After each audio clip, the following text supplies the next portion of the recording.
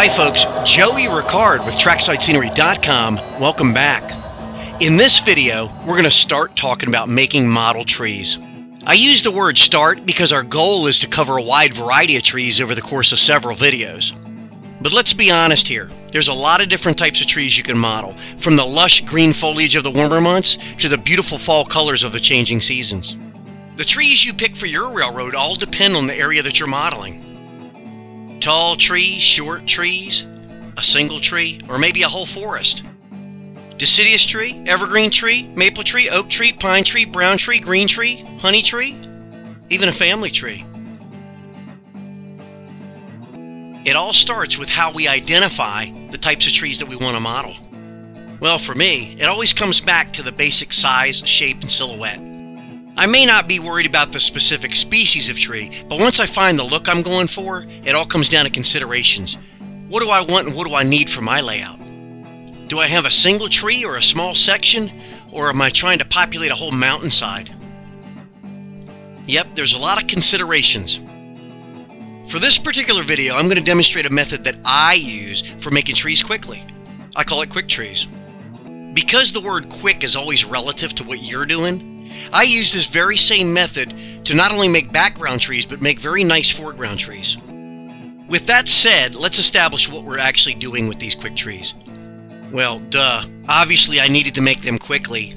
Overall, they need to represent the area that I'm modeling in terms of what trees are there. Although I'm not modeling any specific series, they have to have the same basic shape.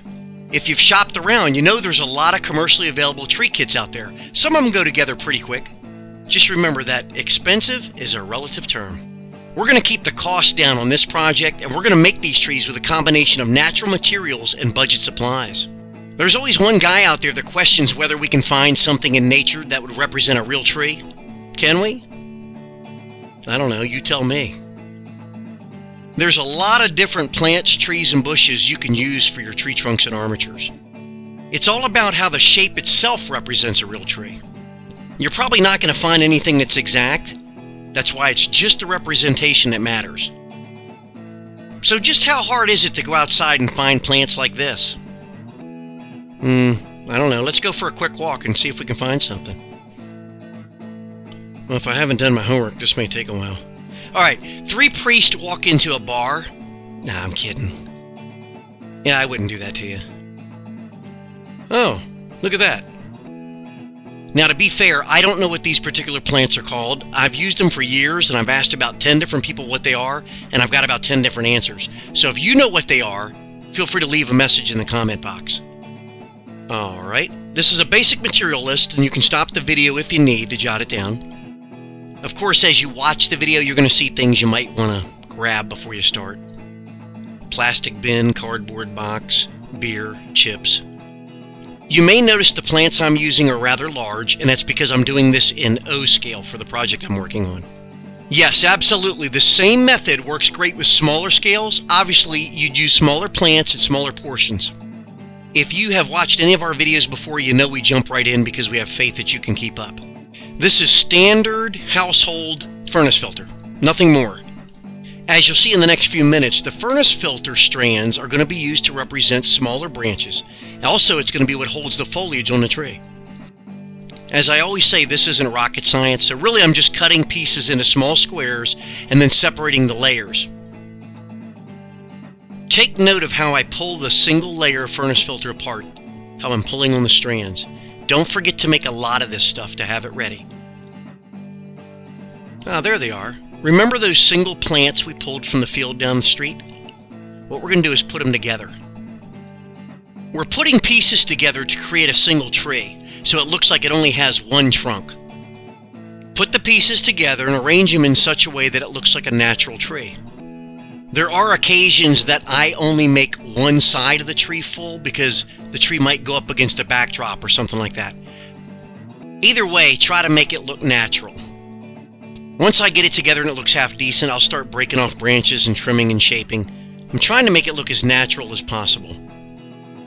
I'm trying to shape this particular tree in the shape of a light bulb or a balloon. Not quite as exaggerated, but you get the idea. Just remember that there is no right or wrong, it's your tree. You can add to it or take away from it at any time up until this point. This one looks pretty good, so we're going to go ahead and shoot it with a heavy coat of spray adhesive. Hey, don't forget to get those tips. Oh yeah, I almost forgot. Be sure to follow manufacturer's instructions and work in a well-ventilated area. Wear gloves, a respirator, hard hat, and anything else you need to work in a safe and efficient manner. That is all. That took me like 12 times to get that right. But that was pretty cool, wasn't it? Did it leave you speechless? Get it? Leave?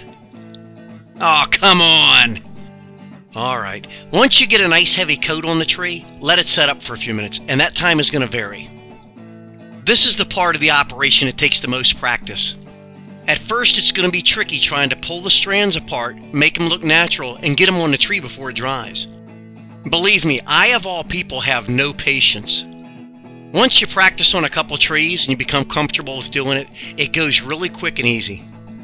As you apply the strands of furnace filter to the branches, press them to the branch and then pull them away.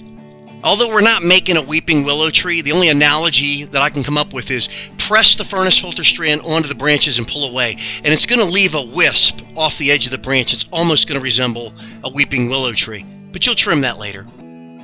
You see, folks, this is a great project for kids, but just make sure they know that that's not cotton candy. I'll keep working till I'm satisfied that I have enough filter on there, but don't overdo it because a lot of this is going to come off when you trim. Okay, this is just common sense. We're trimming to make it look as natural as we can. Natural like a tree. That black tape you see at the bottom is actually going to be buried in the ground, so we're not going to worry about that. The thing I like about this method of making trees is the fact that you can spend as much or as little time as you want making these trees, depending on where you're going to put them on the layout. Obviously, trees that are going to end up in the background do not require as much attention, but these make great foreground trees as well. You just have to spend a little more time with them. In this step, it's important to eliminate all unnatural colors. Realistically, they're all unnatural colors. Please trust me when I tell you to put a nice, heavy, full-covered coat on there, because that green furnace filter is going to want to show through. And no, even though it's green, it's not natural, not even close.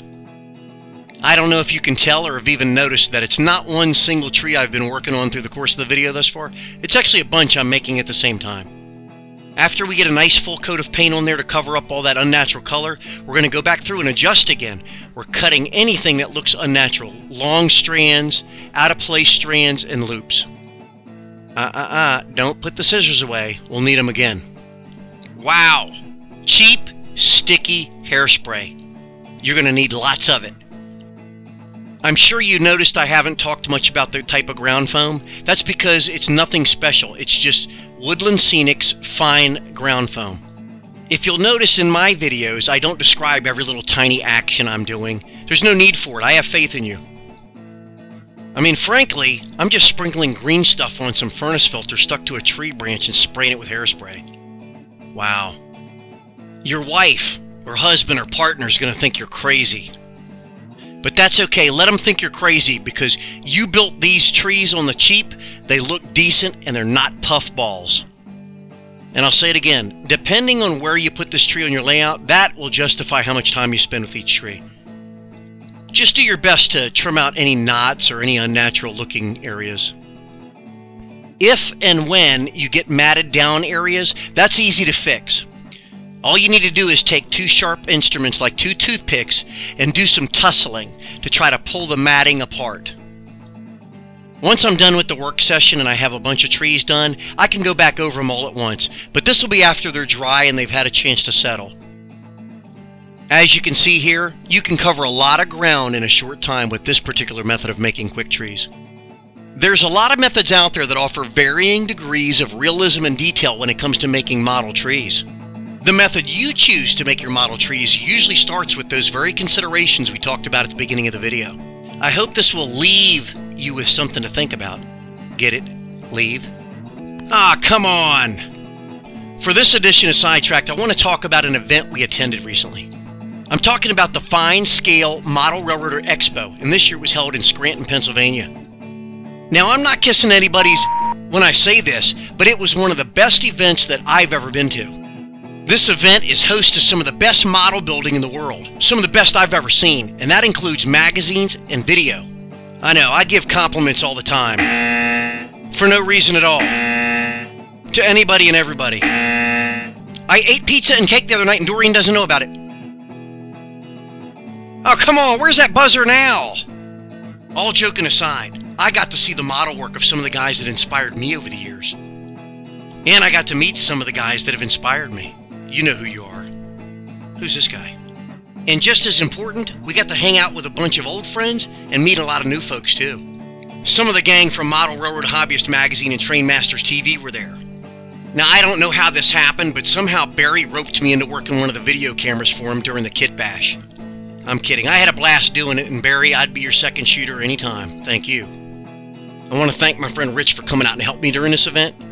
He had to put up with me for 4 days. Poor guy. And Jeff Grove, thank you for the hospitality, my friend.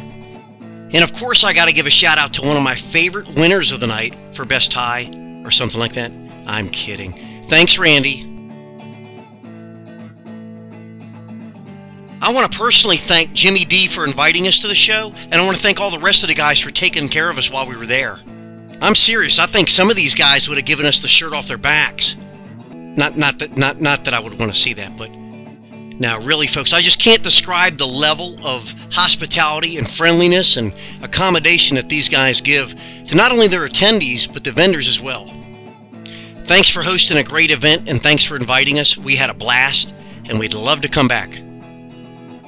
That's a hint. This is Joey Ricard with TrackSideScenery.com. Thanks for watching. See you next time.